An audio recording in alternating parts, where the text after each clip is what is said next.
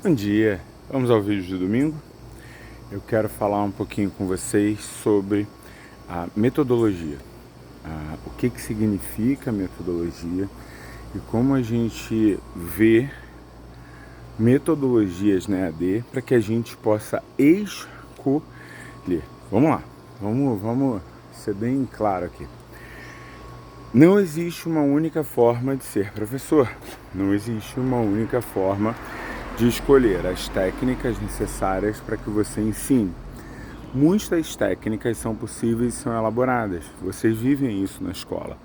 Vocês têm 2 professores de matemática e você pode ter um professor de matemática que faz as coisas de um jeito A e você tem um professor de matemática que faz de um jeito B e os 2 dão o mesmo conteúdo. A educação digital, normalmente, ela é associada e criticada por professores por ela ser entendido como uma transposição grosseira. Tá? É como se você filmasse uma aula, tivesse aquele conteúdo do professor disponível, e ao invés de o professor dar uma aula, aquilo é utilizado muitas e muitas vezes, semestre seguido, sem que você tenha novos dividendos ou novos pagamentos aos docentes. Essa é a visão do professor, e é uma visão que ela é discutida, que tem modelos que são trabalhados, que tem grupos que fazem de formas diversas, mas essa é uma visão. Essa visão tem um pouquinho de equívoco por parte das instituições.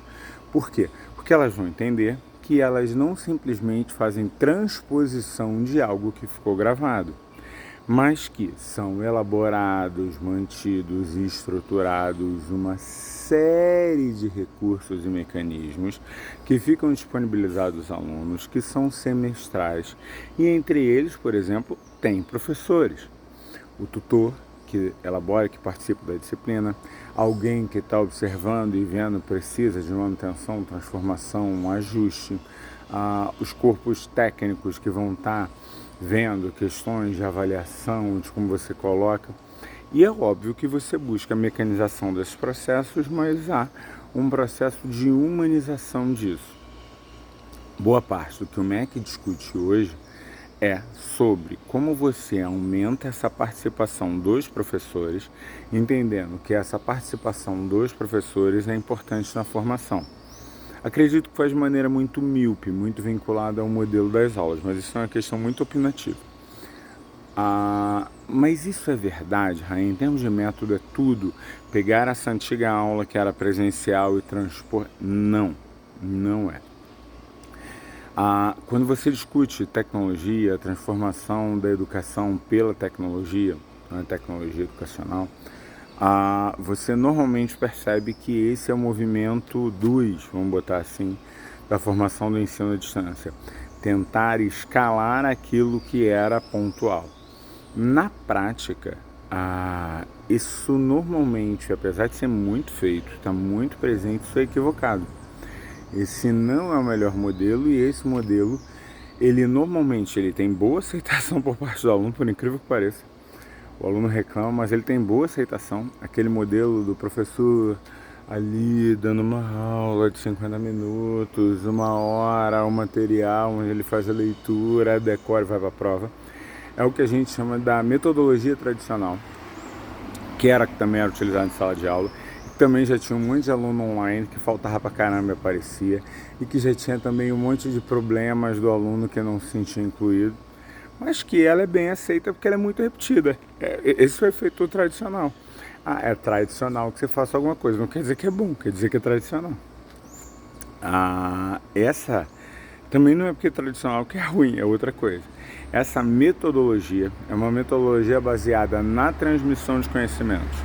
Então, o foco da aprendizagem se dá na capacidade oratória daquele sujeito organizar e na capacidade de você reunir aqueles materiais, aquelas informações.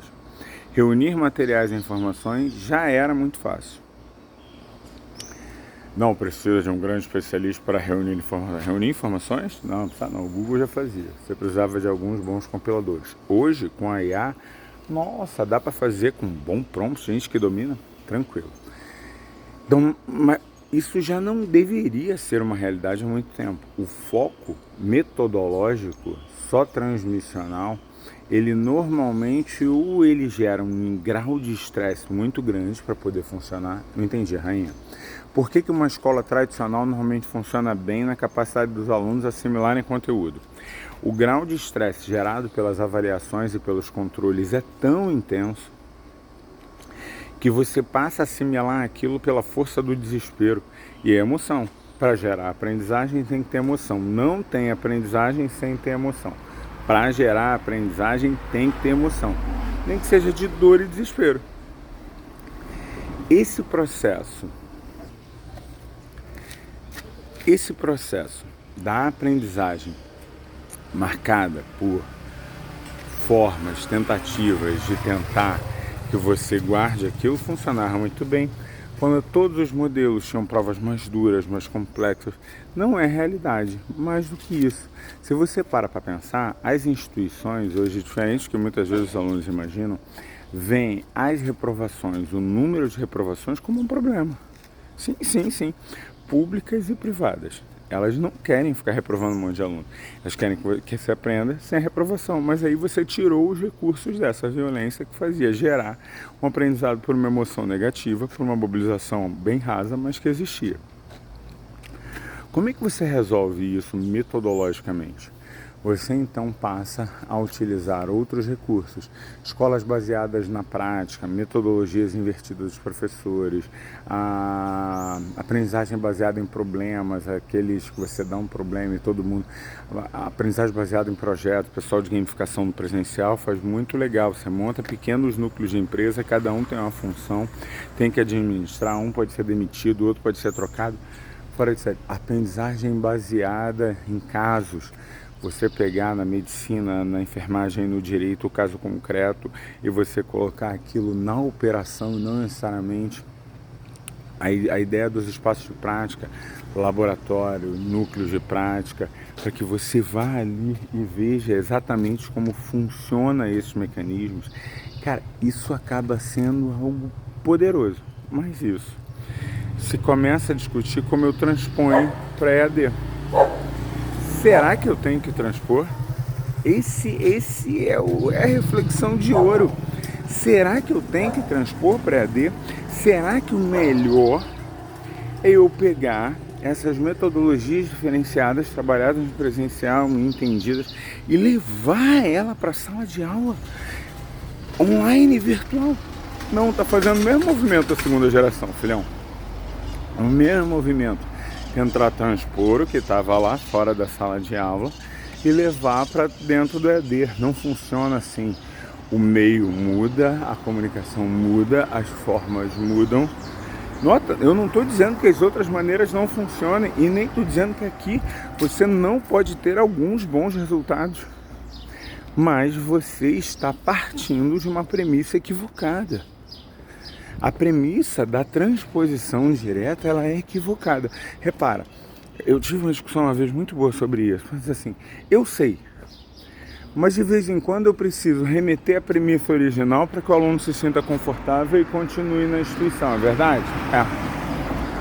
Olha, eu estou te dizendo, eu sei que não é o melhor modelo, mas muitas vezes eu vou apelar a esse modelo porque esse modelo é mais confortável para a maneira como o aluno está acostumado a ver a educação e talvez faça ele ficar mais tempo do que necessariamente fazer ele sair direto. Uau!